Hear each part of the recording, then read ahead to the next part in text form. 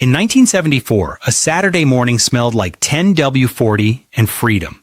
You didn't need a computer to talk to your truck. You needed a $5 wrench and a drain pan. You slid under the chassis, gripped the cold steel of a spin-on filter, and felt the honest mechanical pulse of a machine that respected its owner. It was a handshake in the driveway. It was ownership. Fast forward to today. You pop the hood and meet a wall of plastic. It isn't an engineering marvel, it's a physical blockade. A fortress of composite shrouds and proprietary clips designed to keep your hands off the hardware. The dipstick is gone, the filter is buried. The aerodynamic shields are actually no trespassing signs bolted to your own property. This isn't an accident of progress. It is a calculated business model designed to dismantle your self-reliance and turn your garage into a waiting room. These 11 points break down why you can't change your own oil anymore. Point number 11. Plastic undercar panels block access. Ask a service manager why your 2024 SUV looks like a Lego set underneath, and they'll cite aerodynamics. They claim these belly pans reduce drag, quiet the cabin, and squeeze an extra 0.4 miles per gallon out of your tank to satisfy EPA mandates. They frame it as a gift to your wallet, a sleek, high-tech shield against the elements. In practice, these panels are a blockade. On a 1998 Toyota, the oil drain plug was the lowest point on the chassis. You could reach it without a jack. Today, that $10 plug is buried behind a labyrinth of multi-piece composite shrouds. To perform a basic 10-minute oil change, you must now spend 20 minutes navigating a minefield of proprietary fasteners. This isn't about wind resistance. It is a labor tax.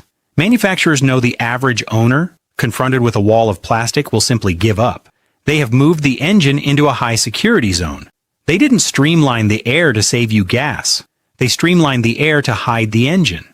If you can't see the plug, you can't turn the wrench. The underbody shield is a no trespassing sign bolted to your own property. Point number 10. Oil is no longer universal. Imagine a world where every lock on every door in your city could be opened by the same master key. That was the American Auto Parts store in 1985. You wouldn't need a manual to buy oil.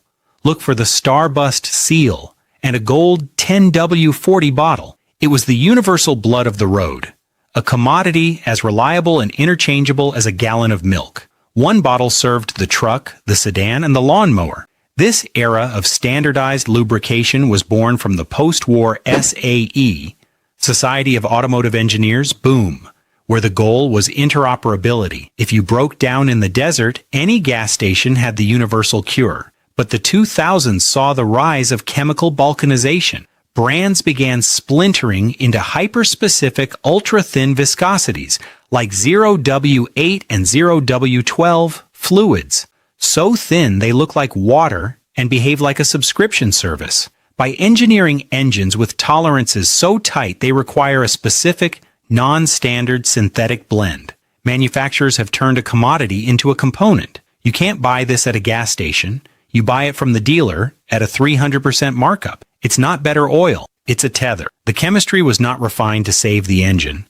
They patented the fluid to own the owner. Point number 9. Oil feels like a compliance system. Imagine crossing a border where your passport is rejected, not because you're a criminal, but because it wasn't printed by a specific travel agency. That is the modern auto parts aisle. Your grandfather didn't buy permission, he bought a lubricant. Today, the liquid in the bottle is secondary to the certification number stamped on the label. For 50 years, the API, American Petroleum Institute, seal was the only authority that mattered. It was a democratic standard. But in the mid-2000s, manufacturers staged a coup. GM launched Dexos, BMW created Long Life, and Volkswagen birthed the 504.00 spec. They stopped trusting the industry standards and started selling their own blessings. To put that approved stamp on a bottle, oil companies pay millions in licensing fees to the car brands. That cost is passed directly to you. It is a legal firewall. Use a chemically identical, non-certified oil and they'll use it as evidence to shred your powertrain warranty. It's a protection racket. You're not paying for better molecules. You're paying for the stamp of approval. It's a subscription in a bottle. The engine doesn't care about the logo on the plastic. The accountants do. They didn't refine the oil, they regulated your wallet. Point number 8, plastic filter. Housings are fragile. Back then, engines didn't have housings. They had armor. The spin-on oil filter was a self-contained steel canister. You could crank it down with a band wrench, or in a pinch, a pair of steady hands. It didn't crack, it didn't strip, and it certainly didn't require a torque wrench to prevent a catastrophic failure. Steel was the language of the driveway. In the early 2000s, manufacturers began ditching the steel spin-on for the cartridge system. They marketed it as an environmental breakthrough, less metal waste, just a paper element. But the housing that holds that element moved from indestructible cast iron or steel to glass-reinforced plastic. Plastic filter housings have narrow torque windows measured in foot-pounds. Over-tighten it by a hair, and the threads strip or the body hairline cracks. Under-tighten it, and it vibrates loose. It is a Goldilocks part designed to punish the amateur. Steel is forgiving. Plastic is a witness. If you break it, the dealer quotes $400 for the assembly. They traded a $6 canister for a $400 liability. A fragile gatekeeper was built that shatters under a DIY wrench. Now that I got your attention, hit like, subscribe, and stay tuned for more. Point number 7. Cheap plastic clips break easily. Drove my pop's Ford F-150 one time and realized it was literally bolted together. Every fender liner and splash guard was secured by 1/2-inch steel bolts that could survive a decade of road salt and 100 removals. You could crank them down with a basic socket set, and they'd bite into the chassis with a reassuring mechanical permanence. That permanence has been replaced by material sabotage. Today's underbody panels are held on by push pins. Single-use nylon clips are designed by their own material properties to become brittle and snap after 3 heat cycles. These aren't fasteners, they are consumer landmines. When you try to access your oil pan, these 5-cent pieces of plastic shatter, leaving your aerodynamic shield dragging on the asphalt. This is a microtransaction for your own garage. These clips aren't at the hardware store. They're at the dealer's parts counter for $8 a piece. It's a penalty for touching the machine. Manufacturers replaced a lifetime steel bolt with a plastic fuse, a fuse designed to blow the moment an amateur tries to do his own maintenance. Point number 6. Oil filters are harder to reach. The oil filter on a Chevy small block in 1965 was a lighthouse in a storm, bold, vertical, and unobstructed. Your grandfather didn't need a flashlight to find it. He reached down, gripped the steel canister, and spun it off. It was a design that respected the man with the wrench, a machine that shook hands with its owner.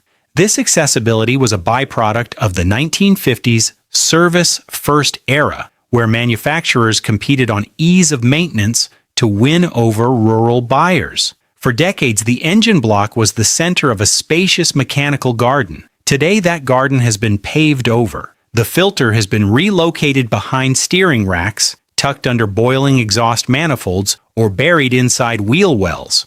By cramming the oil filter into high-security zones, manufacturers turn a simple swap into a surgical procedure. It requires specialized claw wrenches and universal joints just to reach a routine maintenance item. It's not a lack of space, it's a lack of permission.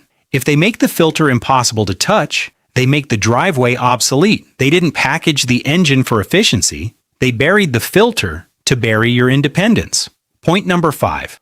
Oil change intervals are longer. We've all seen the sticker on the windshield. For 50 years, 3,000 miles was the heartbeat of American car culture. It wasn't just a number, it was a ritual of stewardship. You didn't wait for a light to flicker. You checked the color of the oil on the dipstick. If it was black, you changed it. Simple, reliable. It's why your neighbor's 1994 Tacoma is still hauling mulch, while your coworker's 2019 lease is in the shop for a top-end rebuild. In the mid-2000s, manufacturers pivoted. They started advertising low cost of ownership as a primary selling point. By pushing oil changes from 5,000 miles to 15,000 miles, They made their cars look cheaper to maintain on paper. It was a marketing masterstroke until the long-life oil met the high-heat reality of modern turbochargers. Modern engines run hotter than ever. Pushing an oil filter for 12,000 miles isn't science, it's a gamble. By the time the sludge or timing chain stretch destroys the engine, the vehicle is conveniently out of warranty. They don't want the engine to last 300,000 miles.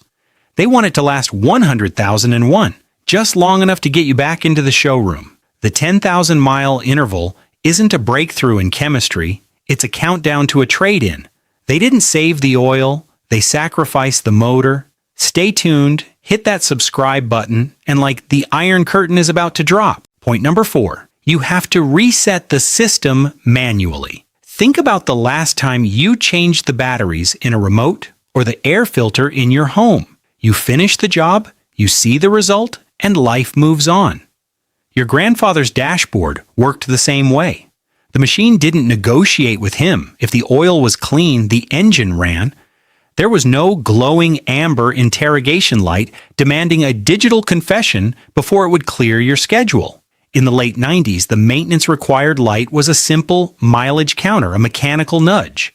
But as we moved into the 2000s, manufacturers migrated that reset function from a button on the dash to a sub-menu buried deep within the infotainment system.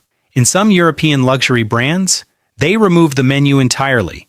Now the car knows you changed the oil, but it refuses to acknowledge your labor until a proprietary scan tool, usually only found at the dealership, gives it a software handshake.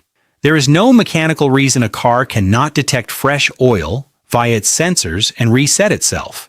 By locking the reset behind a software wall, they turn a 15-minute driveway task into a $150 verification fee. You did the work, you bought the oil, but they kept the done button. It's a software lock on a hardware machine. No upgrade was done to the interface. They deplatformed the owner. Point number 3. Cars track maintenance digitally.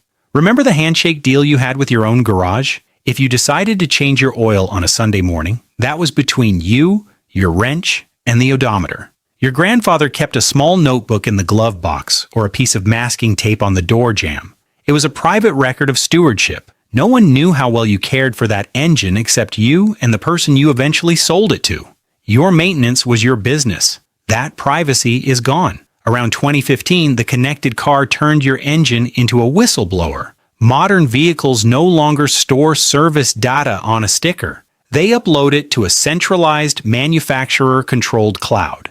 Every time that service-required light is triggered, every time it isn't reset by a certified dealership, nay, digital black mark is etched into your VIN's permanent record. When you go to trade that car in, or if you ever face a warranty claim, the manufacturer pulls the Carfax or their own internal server data. If they don't see a certified dealer stamp for every 5,000-mile interval, they label the car neglected. They use your own privacy against your resale value. Your car is snitching on your DIY habits. It's reporting your unauthorized maintenance to a database you don't own. What it really created was a system that watches, records, and decides what counts and what doesn't. Point number 2. Cars send data to manufacturers. Think back to the last time you bought a tool, a saw, a lawnmower, or a simple hand drill. You took it home, and the transaction was over. The manufacturer didn't follow you into the garage to watch how often you used it or check if you were using off-brand extension cords. Your grandfather's Buick was the same. Once it left the lot, it was a silent partner. It didn't have an opinion on where you drove or how you maintained it. It just worked. That silence was broken around 2018 when telematics became standard equipment. Your car is no longer an isolated machine, it's a sophisticated mobile uplink. While you're driving to work, your engine is phoning home via built-in 4G or 5G modems. It sends a constant stream of health data, fluid life percentages, and maintenance triggers directly to the manufacturer's servers, often before you even notice a light on the dash. It's the check engine light as a sales lead. Before you can even pull into your driveway to investigate a leak, the local dealership has already received a notification and is drafting a special offer email for your service appointment. They've turned your vehicle's internal sensors, into a high-pressure sales team that lives under your hood. Your car is a snitch. It's reporting your engine's vitals to the people who want to bill you for them, sold it as a smarter, connected car. But now the car reports outward, takes direction from elsewhere, and quietly pulls control away from your hands. Point number 1. Repairs now require software access. You've probably seen a neighbor struggling with a modern car, staring at a laptop instead of a torque wrench. It's a scene that would have baffled a mechanic 30 years ago. Back then, if you replaced a faulty sensor or a broken alternator, the car saw the new part and got back to work. There was an honest mechanical handshake between components. You bought the part, you turned the bolt, and the machine rewarded your labor. That era of plug and play is dead. Around 2020, manufacturers perfected component serialization. Now every major part from the fuel pump to the headlight module has a digital fingerprint that must match the car's VIN. If you install a brand new, perfect alternator in your driveway, the car's computer will reject it like a foreign organ. It won't charge. It won't run. It effectively locks itself down until a technician with a $5,000 monthly software subscription introduces the new part to the central brain. It turns a physical repair into a digital permission slip. They didn't add this security to protect the car from theft. They added it to protect the dealership from your garage. You can own the hardware, but if you don't have the key to the software, you're just a spectator in your own driveway. You bought the alternator. You did the work. But the car is on strike until you pay the coding fee. It's a digital ransom for a mechanical repair. Now, every simple part comes with a gate. It has to be recognized, approved, and accepted before it's allowed to work. Don't let their digital locks turn your driveway into a graveyard. If you're ready to reclaim your machine, hit subscribe and join the resistance. Next, we're busting the 10 maintenance myths killing your engine right now. Watch it here. Don't let their science destroy your motor.